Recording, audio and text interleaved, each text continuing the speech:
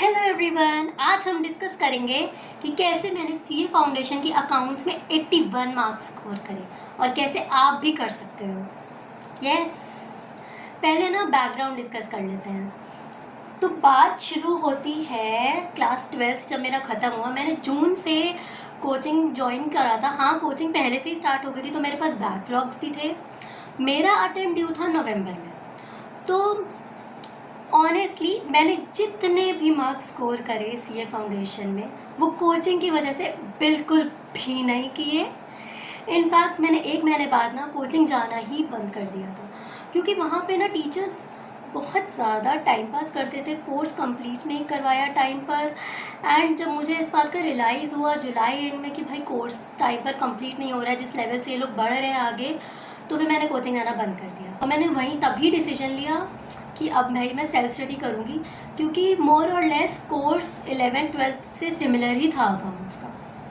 And that was the best decision that I made. मैंने YouTube videos refer नहीं करी थी, क्योंकि मुझे ज़रूरत ही नहीं पड़ी। क्यों?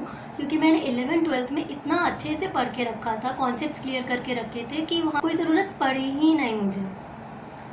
फिर मैंने कोचिंग ज्वाइन ही क्यों करी? मैंने कोचिंग ज्वाइन इसलिए करी because I was the first one in my family to join this course. और मुझे डर था कि कहीं मैं फेल ना हो जाऊँ, because lack of guidance obviously. अब आते हैं मुद्दे पर कि कैसे मैंने 11th-12th में पढ़ा कि सीए फाउंडेशन में मेरे 81 आ गए। भाई मैंने 11th-12th में बहुत डिलीजेंटली पढ़ाई करी थी। मैं स्कूल जाती थी, स्कूल से आकर के भी पढ़ती थी।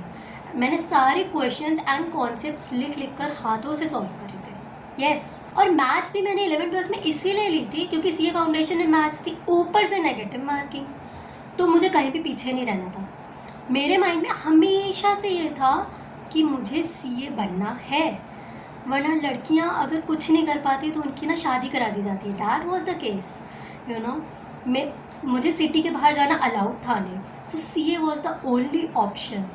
जॉब करना भी मुझे अलाउड नहीं था, तो मैंने ये सोचा था मैं सीए बन जाऊंगी, फिर मैं अपना खुद का कुछ काम स्टार्ट करूंगी। ठीक है। Now how I studied in 11th and 12th। School में मन लगाकर पढ़ती थी, फ्रंट बेंच पर बैठकर। अकाउंट्स की मैंने कोई कोचिंग ज्वाइन नहीं करी थी कोचिंग में, बिकॉज मेरे हिसाब से सिर्फ टाइम वेस्ट होता है। You can relate to. और क्योंकि मुझे टीचर्स से स्कूल में ना इंटरेक्ट करने में थोड़ी हेजिटेशन होती थी, तो एक सर ना घर पे ही आते थे इस हफ्ते में 3 दिन, और वो मेरे ना सारे डाउट्स 1 घंटे में क्लियर करके चले जाते थे। फिर उसके बाद घर पे भी आफ्टर स्कूल आवर्स मैथ्स 2 घंटा पढ़ती थी रोज़ डेली, अकाउंट्स 2 घंटा रोज़ डेली, थ्योरी सब्जेक्ट भी रोज़ 2 घंटा पढ़ती थी। बिकॉज वो थोड़ा थोड़ा याद करते रहो ना तो वो याद रहता है। अचानक से सब याद कर लो फिर सब भूल जाता है, तो दैट्स वाई। इसी अप्रोच ने मेरा कॉन्सेप्ट बिल्ड करा, और क्लास 12th में भी आई स्कोर्ड 88। ज़्यादा नहीं है बट हाँ ठीक है। फिर सीए फाउंडेशन की जब बारी आई स्कोर्ड 81, और सच में मुझे लग रहा था कि मैंने कम मार्क्स स्कोर किए हैं। 12th में तो मेरे 88 आए थे सच्ची। एंड और तुम खुद ही देखो भाई, फाउंडेशन का सिलेबस उठा लो, 11th-12th का सिलेबस उठा लो, पूरा जोड़ दो तो फाउंडेशन का सिलेबस बन जाता है ना। हाँ, 2-3 टॉपिक्स एक्स्ट्रा हैं, जैसे इन्वेंट्री हो गया और 1-2 हो गए, बट उसके अलावा सब सेम है। तो इसलिए अभी कह रही 11th-12th में अच्छे से पढ़ लो, अपने सारे कॉन्सेप्ट क्लियर कर लो, फिर ना 12th के बाद किसी भी लेवल पर कॉम्पीट करना ईजी हो जाता है बहुत। मैंने महसूस किया है, एंट्रेंस लेवल निकालना तो बहुत ही ईजी हो जाता है। अब नीट में ही देख लो, आईआईटी में देख लो, भाई बच्चे 7th क्लास से फिटजी ज्वाइन कर लेते हैं। तुम 11th-12th में रह कर के 11th-12th का सब्जेक्ट तो ढंग से पढ़ ही सकते हो।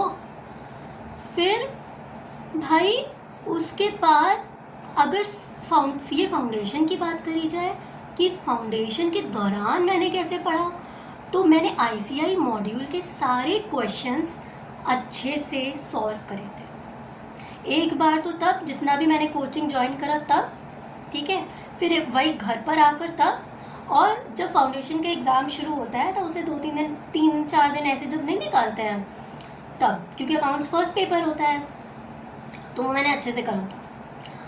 थर्ड टाइम तब, ठीक है। पर क्योंकि अभी लेवल बढ़ गया है पेपर का, ठीक है, और पासिंग परसेंटेज भी रिड्यूस हो गई है ना, तो बेटर रहेगा कि साथ में आरटीपी और एमटीपी भी 2 अटेम्प्ट से कम देख लो और एक मॉक टेस्ट भी दे दो, ताकि जब 15% रिजल्ट आए ना तो उसमें तुम्हारा भी नाम हो। Yes, I am talking to you.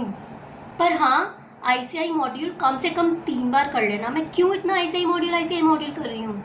Because secret ये है कि 99% टाइम्स क्वेश्चंस एग्जाम में आईसीआई मॉड्यूल से ही आएंगे।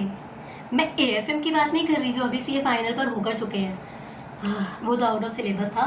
खैर, that is an exceptional case. फिर एक चीज़ पर मैं, एक बोनस टिप जिस पर मैं फोकस करना चाहूँगी कि भाई पूरी अपनी सीए जर्नी में ना कॉन्सेप्ट्स पर ज़रूर फोकस करना, ताकि अगर क्वेश्चंस बाय चांस तुम्हें बुक से भी ना मिले तो तुम पैनिक होने के बजाय तुम जितना भी कर पा रहे हो अपने कॉन्सेप्ट्स अप्लाई उस क्वेश्चन में, और जितना भी स्टेप मार्क्स बटोर सकते हो उतना बटोर लो।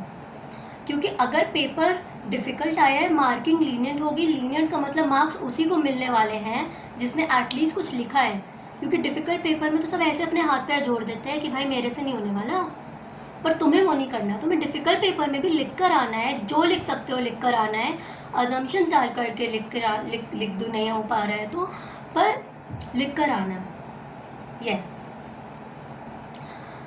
वहीं जहाँ बाकी बच्चे पैनिक कर जाएंगे, ठीक है, तुमने अगर कॉन्सेप्ट्स ढंग से पढ़े हैं, you will know how to outperform others.